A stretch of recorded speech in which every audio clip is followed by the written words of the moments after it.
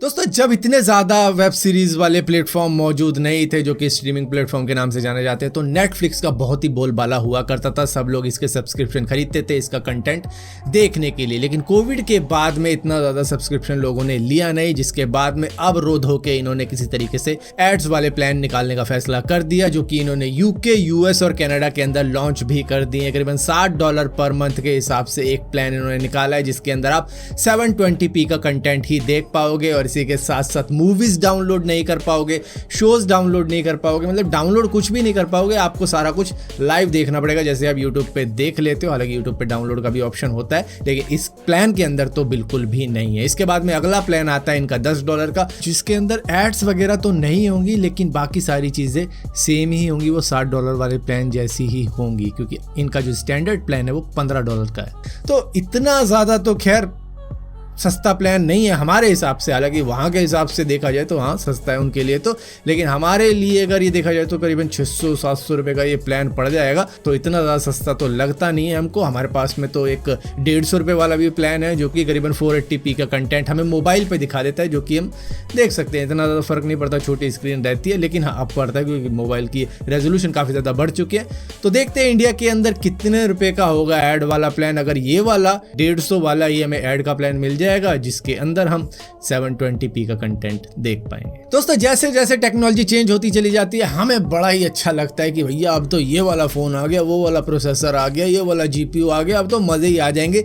लेकिन एक चीज आप भूल जाते हो कि पीछे जो हम छोड़ते चले जा रहे हैं वो है ई वेस्ट। अब देखो 4G के बाद में 5G आने वाला है और अगले साल तक 5G इतना ज्यादा आ जाएगा कि हम सभी लोग 4G फोन को फेंक के 5G फोन की तरफ जाएंगे ही जाएंगे। ऐसा होने ही वाला है, क्योंकि इतनी ज़्यादा स्पीड अगर हमें उसी प्राइस या थोड़ा सा प्राइस बढ़ा चढ़ा के मिलने वाली होगी तो कौन कहेगा कि भाई स्लो पे रहेंगे। सब जाएंगे, अफोर्ड करने वाले लेंगे 5G फ़ोन और उसके बाद में वो प्लान भी खरीदेंगे, और इसकी वजह से और भी ज़्यादा ई वेस्ट क्रिएट होने वाला है। सिर्फ इस साल ही 5.3 बिलियन मोबाइल फ़ोन्स का ई वेस्ट जमा हो जाएगा इस दुनिया के अंदर। यहाँ पर जो स्मार्टफोन की टेक्नोलॉजी है वो 2019 या 20 के मुकाबले में बहुत ज़्यादा अपग्रेड हो गई है।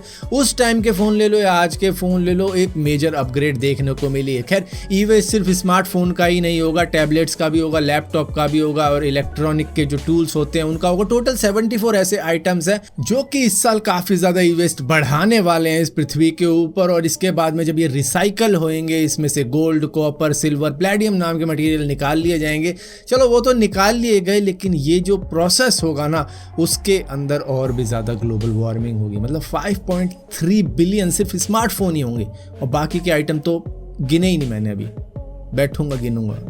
हालांकि गिनने वाले तो सर्वे करेंगे। दोस्तों कौन कहता है कि इलेक्ट्रिक व्हीकल फास्ट नहीं दौड़ सकते? हम सभी को ऐसा लगता है कि कितनी स्पीड में दौड़ते होंगे, लेकिन जर्मनी के एक यूनिवर्सिटी के 20 स्टूडेंट्स ने एक ऐसी इलेक्ट्रिक कार बना दी जो कि 1.4 सेकंड्स के अंदर 0 से 100 किलोमीटर/आवर की स्पीड से दौड़ सकती है। हालांकि ये कोई नॉर्मल कार नहीं है कि टेस्ला वेस्ला की जैसे होगी, ये एक ट्रैक रेसिंग कार टाइप की लगती है। फाइबर की इसके अंदर बॉडी लगाई गई है और काफी छोटी और कॉम्पैक्ट कार है। ये सिर्फ रेस के पर्पस से बनाई गई है और इसी के साथ साथ रिकॉर्ड तोड़ने के लिए बनाई गई है, और इन्होंने Guinness book of world record में अपना नाम दर्ज करवा लिया है 1.4 सेकंड्स की इस स्पीड के लिए, जिसमें इन्होंने 100 किलोमीटर/आवर की स्पीड जनरेट कर ली, वो भी 0 से। और यहाँ पर दोस्तों अगर इलेक्ट्रिक व्हीकल की बात कर रहे हैं हम, तो याद कर लेते हैं उन दिनों को जो गर्मियों के दिन थे जब इलेक्ट्रिक व्हीकल जगह जगह पर जल रही थी, चाहे ओला की हो, ओकिनावा की हो, प्योर ईवी हो, बूम ईवी हो, धूम ईवी हो, लूम ईवी हो, बहुत सारे नाम है, अजीबोगरीब नाम आ चुके हैं, पता नहीं कहाँ पे चल रहे हैं। लेकिन अब इन पर पेनल्टी लगाई गई है, ministry of road transport and highways ने लगाई है, और यहाँ पर जो भी पेनल्टी लगाई गई है आई थिंक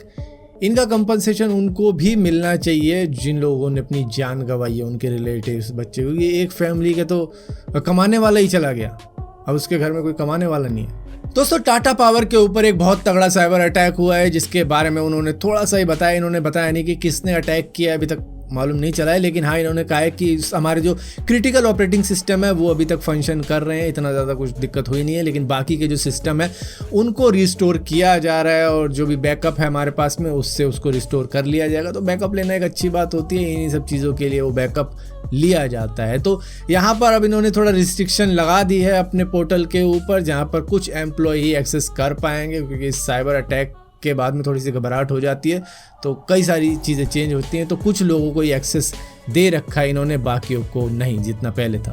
दोस्तों आप सभी को याद होगा कि युसाको माइजावा जो कि जापान के बिलियनियर है, इंटरनेशनल स्पेस स्टेशन पे हो है, लेकिन अब उनका नंबर है मून पर जाने का। पता नहीं ये कब होने वाला है, लेकिन इसके अंदर स्पेस एक्स के स्टारशिप रॉकेट का यूज किया जाएगा, जो मिशन का नाम होगा डियर मून।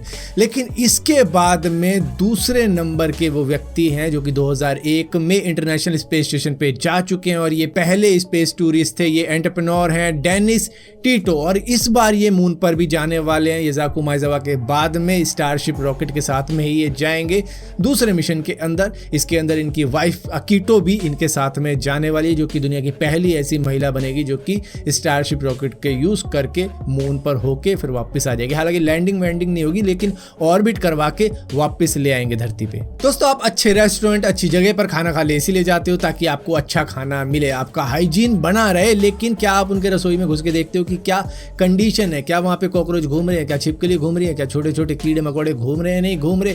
क्योंकि इस तरीके की चीज़ें बाद में निकल कर सामने आती है जब किसी बंदे के खाने में कुछ निकल जाता है। जैसे कि किसी खाने में छिपकली निकल गई, किसी में सांप निकल गया, कहीं पर कुछ निकल गया।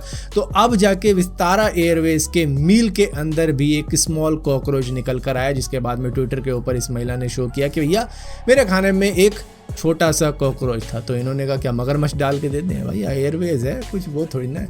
तो खैर इन्होंने कहा है कि इस तरीके की घटना हमारे इसमें तो होनी नहीं चाहिए थी, आप अपनी इमेज वगैरह दो खाने की, तो हम देखेंगे क्या मैटर है। एटलीस्ट सॉरी बोल देते या कुछ कंपनसेशन वगैरह दे देते कि 1 साल का मील फ्री।